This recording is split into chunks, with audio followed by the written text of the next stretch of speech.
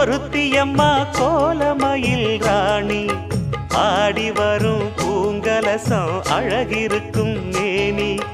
தேர் நடந்து தெருவில் வரும் ஊர்வலமா